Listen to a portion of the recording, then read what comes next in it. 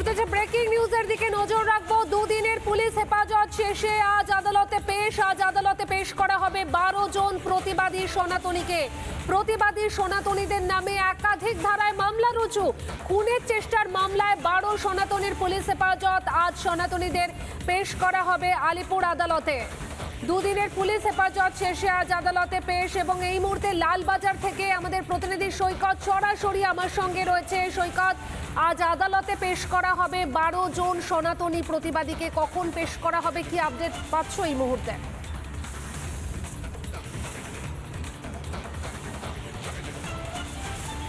দেখো, গত পরশুদিন এই 12 জন সনাতনী এবং 7 জন মহিলা, তাদের মোট 19 জনকে পেশ করা হয়েছিল আদালতে।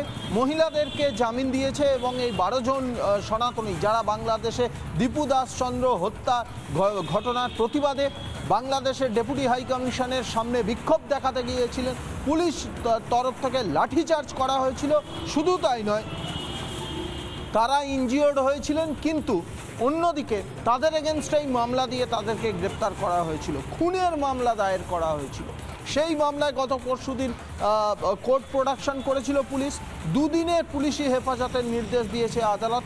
গত পরশুদিনের যে মামলার শুনানি, সেই শুনানিতে সরকারি আইনজীবী বা পুলিশের তরফ থেকে জানানো হয়েছিল যে এই মামলায় যারা গ্রেপ্তার হয়েছেন বা যে মব ছিল, সেই মব রাষ্ট্রযন্ত্রকে অকেজো করার জন্য, পুলিশকে রীতিমতো গুরুতরভাবে আহত করার জন্য, আঘাত করার জন্য তারা গিয়েছিল। সব মিলিয়ে আদালতের তরফ থেকে দুদিনের পুলিশ কাস্টাডির অর্ডার দেওয়া হয়েছে। লালবাজারের সেন্ট্রাল লকআপে এই 12 জনকে আনা হয়েছে। আজকের কিছুক্ষণের মধ্যেই এই 12 জনকে কোর্ট প্রোডাকশন করা হবে, আলিপুর আদালতেই কোর্ট প্রোডাকশন করা হবে। তবে আজকেও যদি সরকারি আইনজীবী বা পুলিশের তরফ থেকে আজকে কি বলা হয় বা এই মামলার গভীরতা কত, কেন খুনের মামলা দায়ের করা হয়েছে, সেই খুনের মামলা দায়ের করার কারণ কি, সাফিসিয়েন্ট কোনো প্রমাণ পাওয়া গেছে কিনা, এই বিষয়গুলো আজকে জানানো হয় কিনা সেদিকেই নজর থাকবে। আর কিছুক্ষণের মধ্যেই লালবাজার থেকে বের করা হবে সেই 12 জন সনাতনীকে। বেশ সৈকত, অবশ্যই তুমি আমাদের সঙ্গে থাকো, আমাদের নজর থাকবে। এবং অবশ্যই আমরা যে ছবি দেখিয়েছিলাম, সনাতনী যাদেরকে শুধুমাত্র যারা প্রতিবাদ করতে এসেছিলেন লাঠিচার্জ করা হয়েছে, যাদের ওপরে শুধুমাত্র প্রতিবাদ করতে আসার কারণে।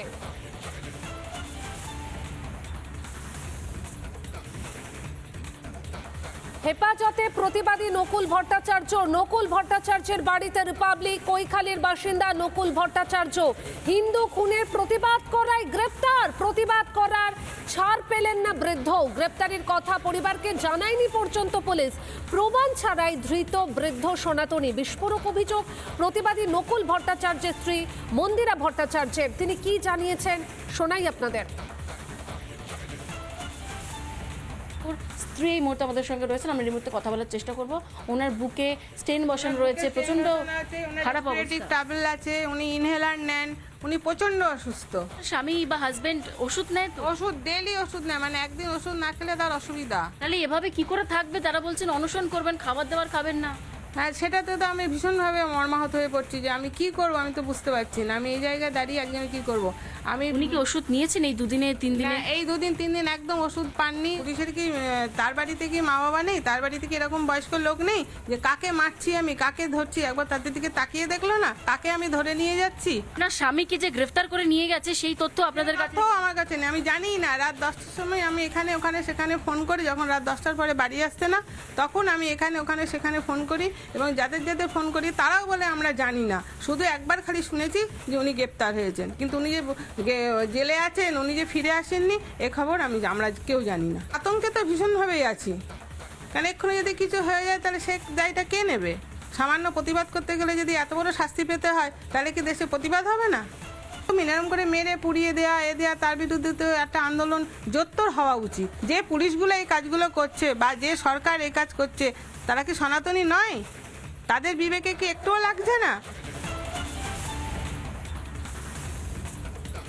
একদমই যে ছবি আমরা দেখিয়েছি আপনাদেরকে, যেখানে রীতিমতন প্রত্যেকটি ক্ষেত্রে শুধুমাত্র প্রতিবাদ করার কারণে সনাতনীদেরকে গ্রেপ্তার করা হয়েছে, যাদের হাতে কোনো রকম কোনো অস্ত্র ছিল না, অথচ তাদের বিরুদ্ধে খুনের মামলা রুজু করা হয়েছে। সনাতনীদের পাশে রাষ্ট্রবাদী সংখ্যালঘুরা রাস্তায় নেমে দীপু দাস হত্যাকাণ্ডের বিচার চাইতেই মোহাম্মদ সরফরাজ, রশিদের মতো রাষ্ট্রবাদী মুসলিম তারাও প্রতিবাদ জানিয়েছেন।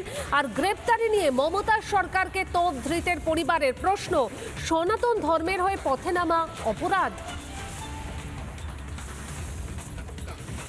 কখন শুনলেন যে সরফরাজ অ্যারেস্ট হয়েছে, সরফরাজ রশিদ অ্যারেস্ট হয়েছে? আজ হসপিটালে গেছে, ওখানে দিকে বললো ইলাজে করে গেছে। ওকে তো লাঠি মারেছে। আর ওরে আমার সঙ্গে রিঙ্কু সিং ছিল, ওকে মারেছে। ওর সঙ্গে হসপিটাল দিয়ে ওদিকে অ্যারেস্ট করেছে। আরে চোট লাগা আছে, ওখানে জবরদস্তি কাগজটা ছিঁড়ে দিয়েছে। যে হসপিটালে কাগজ ছিল ও পুলিশটা ছিঁড়ে ওকে থানা নিয়ে গেছে। থানা কেন নিয়ে যাবে? এটা তো আন্দোলন করছিল। সরফরাজের সঙ্গে আপনিও সেদিন ছিলেন? আমি সঙ্গে ছিলাম তো, আমি দেখলাম বেগ বাগান কত মুসলিম ছিল, ওদিকে পাথর মারছে, ওকে অ্যারেস্ট করছে না। আরে আমি আন্দোলন করছি, আমাকে অ্যারেস্ট করছে।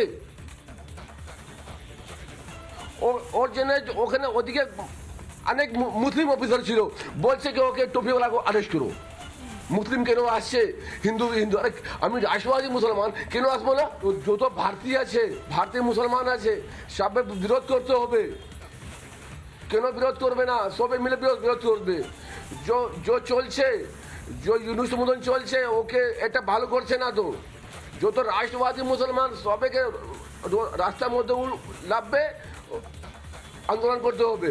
যেটা হয়েছে তাদেরকে বেআইনিভাবে গ্রেফতার করা হয়েছে, তার প্রতিবাদে হাঙ্গার স্ট্রাইক চলছে। ভয় লাগছে, আতঙ্ক লাগছে, ভাইয়ের জন্য চিন্তা হচ্ছে।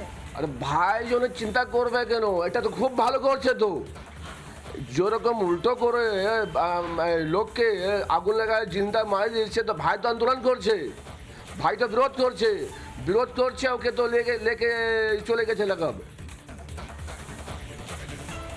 ওপারে হিন্দু নিধন আর এপারে প্রতিবাদ সনাতনীদের, আর তাদের উপরে পুলিশের লাঠিচার্জ। যেই ঘটনার প্রেক্ষিতে বিরোধী দলনেতা শুভেন্দু অধিকারী এবং কেন্দ্রীয় শিক্ষা প্রতিমন্ত্রী সুকান্ত মজুমদার কি বলছেন শুনবো।